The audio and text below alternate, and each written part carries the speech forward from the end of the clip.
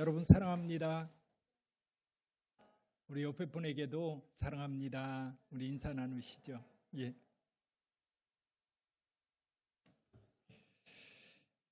어제 처서가 지났는데 처서가 지나면 이제 모기도 활동을 멈춘다는데 요즘에는 날씨가 워낙 더워서 이 모기가 한참까지 활동을 할 것 같습니다.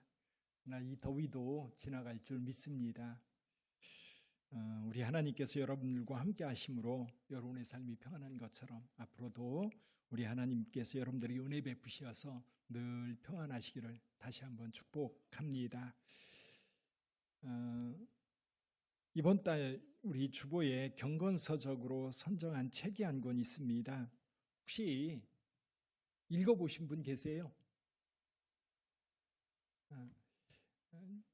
미로슬로브 볼프라고 하는 분이 이제 베품과 용서라는 책을 썼는데요. 이분의 독특한 경험, 특히 이제 용서라고 하는 부분이 자기 삶 속에서 체험되어져 있는 그것을 책으로 썼거든요. 그래서 이분이 용서라는 이야기를 할 때에 다른 사람들처럼 이렇게 이제 개념으로 얘기하는 게 아니라 자기가 실제로 체험하면서 경험하면서 정말 힘들었던 그런 상황들을 이제 이야기하고 있습니다. 특히 이 볼프의 아버지가 오순절 계열의 개신교 목사님이셨는데요. 그 아버지와 어머니가 행했던 일들을 이렇게 듣고 그리고 그들의 삶을 보면서 용서가 이런 거구나. 저는 오늘 그분이 이야기하고 있는 것 가운데 한 가지 이야기를 좀 나누면서 그 현장에서 우리가 느끼는 건 뭘까 좀 생각하면서 오늘 본문의 말씀을 좀 살펴보기를 원합니다. 이제 저자가 한 살 때 5살이었던 형이 있었답니다. 나중에 부모님에게 들었던 이야기겠지요. 다니엘이라고 하는 형이 있었는데 이제 이 형하고 이제 이 저자 1살짜리 저자하고 5살짜리 형하고 이 둘을 이제 보모였던 밀리카라고 하는 아주머니.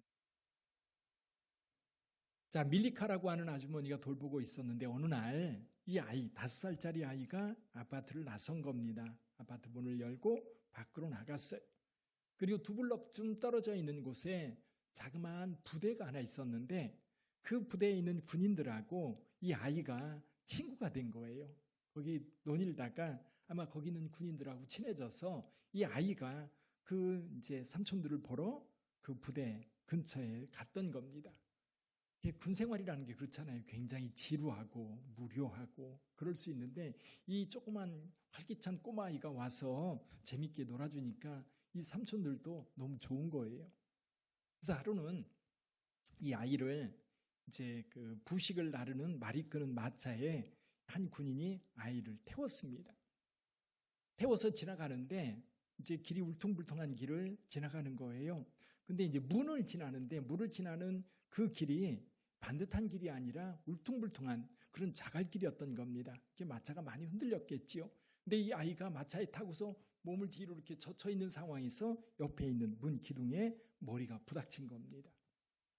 근데 이제 말은 그거 보고서 멈추나요? 그냥 가지요. 아이가 다친 것을 알고 병원으로 이송하는 중에 아이가 죽은 거예요. 자, 5살짜리 아이가 갑작스런 사고로 죽었습니다. 여기서 먼저 생각할 수 있는 것은 밀리카라고 하는 보모죠. 두 아이를 책임지고 돌봐야 될 이제 책임이 있는 이 아주머니. 근데 이 아이가 밖에 나가는 것도 그리고 나간 후에도 나가는 것도 막지 않았고 나가서 돌아다니는데 찾지도 않았어요. 결국 죽어서 돌아오게 된 거지요. 또 한 사람, 이 군인, 이 아이를 마차에 태웠던 군인. 어쩌면 이 군인은 이 아이의 죽음에 직접적인 원인이 있는 그런 사람이지요. 근데 이제 이 저자 볼프가 나중에 어머니한테 그런 질문을 합니다. 어머니는 밀리카 아주머니에 대해서 일말의 책임이 있다고 한 번도 얘기한 적이 없다. 그렇게 물어본 겁니다. 근데 어머니는 그때 이제 이 저자가 느끼는 거예요. 어머니가 했던 행동이 옳은지 그른지 아직도 반신반의하는 그런 태도로 저자에게 대답을 해줍니다. 그녀에게도 얼마간의 책임이 있다고 내게 말했어야 옳을까? 그녀에게도 책임이 있다. 그러면서 책임의 일부를 그녀에게 전가시켜야 될까라고 묻는 겁니다. 자기는 어려서부터 크면서 이 어머니나 아버지가 이 밀리카 아주머니에 대해서 그때 어떤 잘못을 했다, 그때 무슨 일인가 책임져야 했다라는 이야기를 한 번도 들어본 적이 없다는 겁니다. 또 주범이나 다름없는 그 군인도 용서해 주었다고 들었습니다. 그런데 어떻게 그 군인도, 어떻게 그 밀리카 아주머니도 용서해 줄 수 있느냐라고 이제 이 저자가 나중에 이제 부모님에게 물었던 겁니다. 그때 부모님은 이렇게 대답을 하셨다고 그래요. 하나님의 말씀을 읽어보니 하나님께서 그리스도 안에서 여러분을 용서하신 것 같이 서로 용서하십시오 라고 하더구나. 그래서 우리도 용서하기로 결심했단다. 하나님께서 말씀하셨기 때문에 우리도 용서하기로 결심했다는 거예요. 근데 여러분들도 아시다시피 용서라고 하는 게 잘 안 됩니다. 오히려 용서가 더 고통스러워요. 오히려 용서하지 않고 그냥 속에 있는 걸 풀어내면 오히려 더 낫습니다. 근데 그러지 않고 온전히 용서해 주는 거로 이제 일이 마무리되면 삶의 그 용서하는 자의 가슴 속에 이 응어리가 너무 커요. 근데 이거를 이 볼프의 부모님들을 통해서 볼프는 그걸 받은 겁니다. 예를 들면 이런 거예요. 이 군인이 이제 재판을 받게 된 겁니다. 재판장에서 이제 아버지는 일어나서 이렇게 증언을 한 겁니다. 나는 이미 다 용서했습니다. 근데 이제 저자가 표현하기를 어머니는 그때 재판석에 자리에 앉을 만큼도 힘이 없고 완전히 녹초가 된 그런 상황에서도 나도 저 군인을 이미 용서했다라고 이야기를 했다는 거지요. 그래서 그 군인은 처벌을 받지 않고 나머지 이제 그 복무 기간을 다 마치고 제대를 해서 고향으로 돌아갔다고 합니다. 근데 이제 이 군인이 사고를 일으키고 난 다음에 너무너무 고통스러워서 병원에 입원할 정도로 그렇게 괴로워했다고 합니다.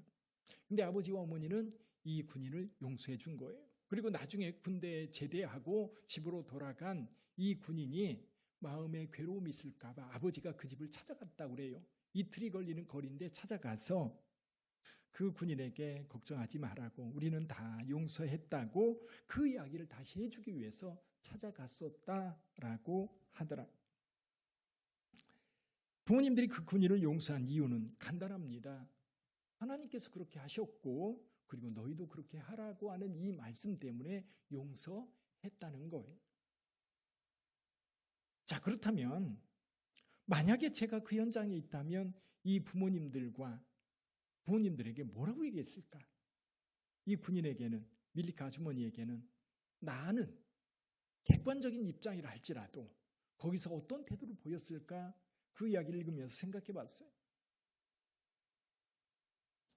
여러분 같으면 여기 아버지나 어머니한테 뭐라고 얘기하시겠습니까? 믿음이 있어도요, 이건 용서될 일이 아니다. 그렇죠? 용서될 일이 아니다. 그러면서 오히려 여기 죽은 아이의 아버지 어머니를 위로한다고 아마도 그 밀리카 아주머니나 또는 군인에게 책임을 물어야 된다고 아마 강력하게 이야기하지 않았을까? 나 같아도 그랬을 것 같아요. 그 용서하시는 하나님께서 말씀하셨기 때문에 내가 용서합니다라고 이야기하는 소리를 목사인 내가 들으면서도 그건 아니지요. 그건 아니지요. 책임은 물어야 됩니다. 라고 얘기하지 않았을까? 여러분 어떻겠어요? 자, 여기에서 하나님의 용서가 그곳에서 시행되면서 우리가 봐야 될 건 뭘까? 몇 가지 생각해 볼 수 있는 건데요. 이제 죄가 있다고 생각하는 사람들의 그 죄책감, 밀리카도 군인도 그들이 용서되었다라고 할 때 그들의 마음에서 한번 좀 생각해 볼 필요가 있을 것 같아요. 용서받은 자의 삶과 그리고 그 입장, 또 용서하는 사람은 어떻게 이게 용서가 가능할까? 어떻게 그게 용서가 가능할까? 정말 하나님의 말씀이기 때문에 그 용서가 가능한 건가? 나 같으면 용서할 수 있을까? 아마 그런 생각들 하게 되지요. 그리고 옆에서 지켜보는 사람, 제3자의 입장에서도 그 상황을 보면서 과연 우리는 어떤 행동을 하는 것이 맞을까? 이 이야기를 좀 염두에 두고 오늘 본문의 말씀의 이야기를 좀 생각을 좀 해보시죠. 오늘 본문의 말씀에 보면 예수님께서 안식일 날 회당에 가서 사람들을 가르치고 계십니다. 근데 여기에 18해 동안 귀신이 들려서 몸이 꼬부라져 조금도 펴지 못하는 한 여자가 왔습니다. 이 여자는 왜 왔을까요? 두 가지 마음이 있을 거예요. 하나는 안식일이기 때문에 예배드리러 왔을 거고요. 또 한 가지는 예수님께서 오신다는 소문을 듣고 혹시 예수님께 내 병을 치료해 줄 수 있을까라고 하는 그런 기대감을 가지고 왔을 수 있어요. 여러분 혹시 가버나움 회당 가보신 분 나시나요? 거기 보면 조감도가 있습니다. 조감도에 보면 여러분 이 가버나움 회당이 2층으로 되어 있어요. 1층에는 남자들이 와서 예배를 드리고요. 여자들은 문 밖에나 이제 우리 로비처럼 되어 있는 그곳이나 아니면 2층에서 예배를 드립니다. 여성들은 그럼 예수님께서 지금 예배를 드리는데 가버나움 회당이 우리 교회보다 조금 더 클 것 같아요. 우리 교회보다 조금 더 클 정도 될 텐데 이렇게 제가 이제 앉아서 말씀을 나눌 텐데 예수님께 여기 앉아서 이제 말씀을 하고 계신데 저 뒤쪽 끝에 여성들이 몇 쭉 앉아 있는데 그 중에 한 여인을 본 겁니다. 누구를 봤어요? 18해 동안 귀신 들려서 몸이 꼬부라 조금도 펴지 못하는 여인을 본 겁니다. 여인이 말씀을 전하고 있는 예수님께 나 좀 고쳐달라고 이야기했나요? 아닙니다. 여기 12절을 한번 볼까요? 12절 같이 한번 읽어보지요. 예수께서 보시고 불러 이르시되 여자여 내가 내 병에서 놓였다 하시고. 자, 예수님께서 이제 말씀을 나누다가 하나님의 말씀을 전하다가 저 뒤에 있는 한 여자의 모습이 눈에 들어왔던 겁니다. 근데 예수님께서 보시고 불렀어요. 회당에 여자가 들어올 수 있어요? 없어요? 없습니다. 없는데 예수님께서 그를 불렀어요. 몸이 불편함에도 불구하고 예수께 왔을 거예요. 모든 사람들의 시선이 아마 그 여자에게 집중되었을 거고 계속해서 예수님과 그 여자를 번갈아 보면서 아마도 사건이 어떻게 전개될지 주시하고 있었을 거예요. 그 여자가 예수님 가까이 왔습니다. 그 불편한 모습으로 왔을 때 예수께서 말씀하십니다. 여자여 내가 내 병에서 놓였다 선포하십니다. 그리고 안수하세요. 여기 보니까 안수하시니 여자가 곧 펴고 몸이 구부러졌던 몸이 펴지면서 하나님께 영광을 돌렸다 말씀하고 있습니다. 자, 그런데 이제 다른 사람들, 이 여자는 하나님께 영광을 돌리는데 14절을 한번 좀 읽어볼까요? 14절 같이 읽어봅니다.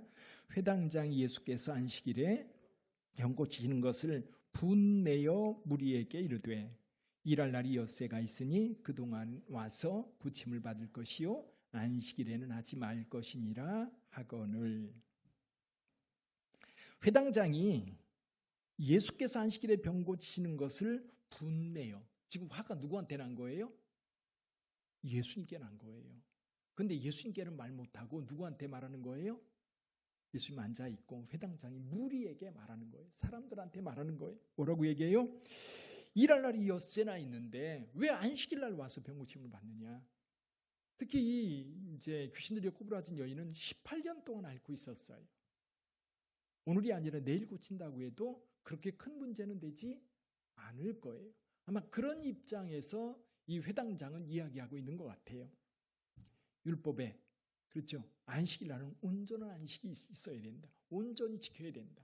일하지 않고 쉬어야 된다. 원래 안식일의 의미가 뭡니까? 쉬는 거예요. 쉬는 거. 그렇죠. 일하지 않고 쉬는 거.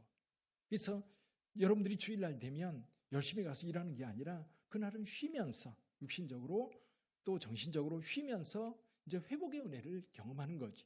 그때 하나님 앞에 나와 예배도 드리면서 하나님께 영광을 드리는 겁니다. 자, 이 회당장은 예수님이 하시는 일에 대하여 비난합니다. 그리고 이 일은 급한 게 아니기 때문에 오늘 하지 않아도 된다는 거죠. 근데 굳이 왜 오늘 안식일날 와서 이 일을 하느냐라고 이야기를 하는 겁니다. 근데 예수님께서는 이렇게 얘기합니다. 외식하는 자들아, 너희가 각각 안식일에 자기의 손안아귀를 외양간에서 풀어내어 이끌고 가서 물을 먹이지 아니하느냐? 그러면 18해 동안 사탄에게 매임받은 이 아브라함의 딸을 안식일에 매임해서 푸는 것이 합당하지 아니하냐. 안식이란 뭐죠? 안식이. 자, 얽매임에서 풀어지는 것이고, 그리고 좀 쉼을 얻는 것이고, 회복의 은혜가 있는 자리입니다. 근데 그동안 18년 동안 고통을 당하던 이 여인이 그날 이 병에서 놓여서 진짜 자유를 누리게 된 거예요. 진짜 평안을 누리게 된 거예요. 여러분 아파보신 적 있죠? 몸이 아플 때 얼마나 힘듭니까? 이것에서 고침받는 건 정말 이거보다 더 좋은 복은 없지요. 근데 저는 오늘 이 말씀을 통해서 우리가 뭘 봐야 될 건가? 자, 예수님께서 이 여인을 고쳐주는 이 상황, 이것이 무엇을 이야기하고 있는 것인가? 우리는 저와 여러분들이 신앙생활을 하면서 많은 사건들 또는 많은 일들을 경험합니다. 그러면서 그 일을 통해서 나타나는 것을 우리가 비판도 하고 칭찬도 하고 하나님께 영광 돌리기도 하고 그건 아니라고 사실 사람들과 다투기도 합니다. 왜 그 일이 교회 안에서 이루어져야 됩니까? 라고 다투기도 하고 그리고 왜 그런 일이 우리 가운데 이루어져야 됩니까? 하면서 그걸 거부하기도 합니다. 또 어떤 경우는 서로 그 일을 이루기 위해서 협력하기도 하고 힘을 내기도 해요. 자, 우리 주변에서 이루어지는 이 일을 통해서 우리가 봐야 될 게 뭘까? 오늘 여기 18년 동안 병들어서 꼬부러져 있는 이 여인이 고침받는 장면을 보면서 우리는 어떻게 해야 되는 건가? 오늘 이야기를 통해서 저는 첫 번째는 뭐냐면 우리가 있는 이 주변 상황 속에서 하나님의 영광을 봤으면 좋겠다 싶어요. 하나님께서 하시는 일을 봤으면 좋겠다. 지금 이 귀신 들린 자가 고침받는 이것은 분명 하나님의 역사고 하나님이 하시는 일이에요. 근데 회당장은 그것을 통해서 하나님이 하시는 일을 보지 못하는 겁니다. 정말 놀라운 일임에도 불구하고 그건 아니다. 왜? 어떤 선입견에 사로잡혀 있기 때문에. 회당장은 율법이라고 하는 이 율법을 지켜야 되고 또 그 주변에 있는 백성들이 율법을 준수하고 율법을 따라 살아야 된다라고 하는 그런 가치관을 가지고 있었을 거예요. 그래서 바르게 이 율법을 따라 살도록 가르쳐야 할 책임도 누구에게 있어요? 회당장에게 있었을 거예요. 근데 안식일날 병 고치는 일이 벌어졌습니다. 근데 관점이 어디에 있어요? 율법을 준수하느냐 마느냐 이것이 회당장의 관점이라고 한다면 예수님의 관점은 이 병든 자가 고침받는 것, 그런 구속 상태에서 해방되는 것, 그가 진정 자유를 누리는 것, 그것이 우리 하나님을 영화롭게 하는 거라는 거죠. 여러분 교회에 많은 일들이 일어납니다.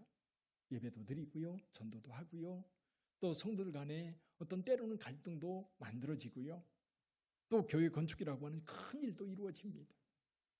그럼 늘 반응이 있어요. 어떤 사람은 이 일을 통해서 하나님의 영광이 드러나기를 원하고 어떤 사람은 하나님께서 하시는 일을 보기도 합니다. 그러나 어떤 사람들은 또 그곳에서 인간이 부담스러운 것만 보게 되고 또 거기에서 이제 자기 선입견에 맞지 않는 것들을 드러내면서 이건 아니다 하면서 갈등과 다툼을 만들어내기도 합니다. 여러분, 불의함이 있는 곳에 정의가 드러나고요, 불신이 있는 곳에 믿음이 세워지고 미움이 있는 곳에 사랑이 나타납니다. 그럴 때 하나님의 역사가 일어나는 거지요. 병든 자가 고침받는 것, 이건 놀라운 일입니다. 지친 자들이 위로받는 것, 여러분, 하나님의 역사하는 자리입니다. 지혜가 필요한데 하나님 앞에 무릎 꿇고 기도할 때 지혜를 주셨으면 하나님이 그 지혜 가운데 함께 하신 거예요. 여러분, 우리는 교회입니다. 그러다 보니까 우리가 어떤 일을 도모할 때에 일이 잘 안 될 때도 있거든요. 그럼 어떻게 합니까? 그 일을 도모하는 사람들끼리 무릎 꿇고 기도합니다. 하나님, 우리가 하기에 너무 버겁습니다. 하나님 도와주세요. 그때 하나님께서 어떤 지혜를 주셔서 일을 해결할 수 있는 길을 열어주신다면 그곳에서 우리는 하나님의 영광을 볼 수 있게 되는 거지. 여러분, 교회에서 어떤 일이 벌어질 때에 하나님의 영광을 봤으면 좋겠어요. 어떻게 하나님의 일이 이루어지는지를 봤으면 좋겠어요. 우리의 눈을 그저 내가 지금 선입견을 가지고 판단하고 분별하는 게 아니라 하나님의 말씀이 어떻게 이루어지고 하나님의 이름이 어떻게 높임받는지를 봤으면 좋겠어요. 우리의 믿음이 눈이 떠져야만 이게 보이는 거거든요. 그리고 이때 하나님의 영광이 드러나면 우리가 박수치면서 할렐루야를 외치며 하나님께 영광 돌리는 겁니다. 누구를 비난하는 게 아니라. 앞에 이야기로 돌아가 볼까요? 볼프라고 하는 사람이 아버지 어머니가 했던 그 용서라고 하는 그 상황들. 사실 볼프도 이 문제 때문에 굉장히 고민을 합니다. 양반이 91년 이후에 미국으로 건너가서 제가 공부했던 이 플러신 학교에서 이제 교수로 일하기도 하고 그러면서 이 책을 썼는데요. 이분이 이 책을 쓰는 것은 더군다나 이쪽 슬라브 민족들이 그 갈등이 있는 유고라고 하는 나라들이 있었지요. 옛날 유고 연방이 있었는데 그 내부에 내전들이 많이 벌어지면서 정말 고통을 굉장히 많이 당했었는데 그 고통 속에서 그들을 용서하면서 그들을 받아들이면서 또 나중에는 적과 아군들이 같이 어울려 살아가면서 용서라는 게 진짜 뭔가를 몸소 체험했던 자들이거든요. 저는 아까 서론에서 읽었던 이야기를 보면서 하나님의 용서라고 하는 이것이 이 볼프의 아버지, 부모, 어머니 그들을 통해서 하나님의 은혜로 나타나고 있는 거예요. 그곳에서 하나님의 은혜를 좀 발견하면 참 좋은데 오늘날도 그런 것 같아요. 오늘날도 여러분 사람들이 여러 가지 일들 가운데 누군가가 용서를 해주면 바보 취급받아요. 바보로 여기고 그리고 진짜 미련한 사람으로 그렇게 인정이 되는 그런 시대에 저와 여러분들이 살아요. 내 권리를 포기하는 것 같고 그렇죠. 내가 당연히 주장할 그 권리에 대해서 주장해야 되는데 주장하지 않으니까 바보로 여기는 거예요.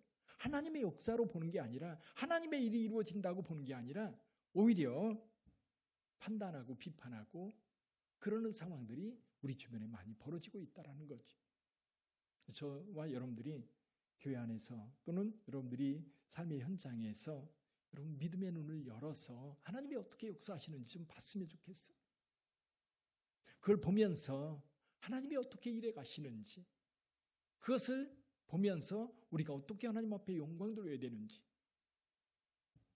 8월달 주제가 영성 체험입니다. 영성이라고 하는 게 뭘까?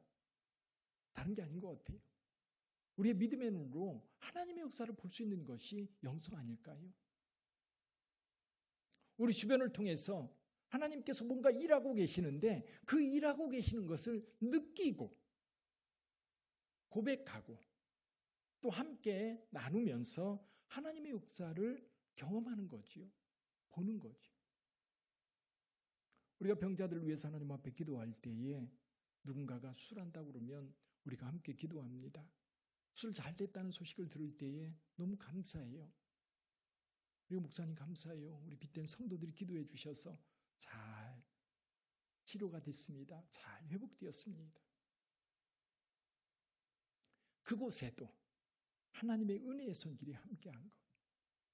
우리가 삶을 살아가면서 많은 일들을 겪게 되는데 우리가 좀 믿음의 눈을 통해서 하나님의 역사를 보고 하나님의 뜻이 그곳에서 어떻게 이루어지는지를 좀 확인하고 하나님께 영광 돌릴 수 있는 우리 빗된 모든 성도들이 되기를 주님의 이름으로 축복합니다.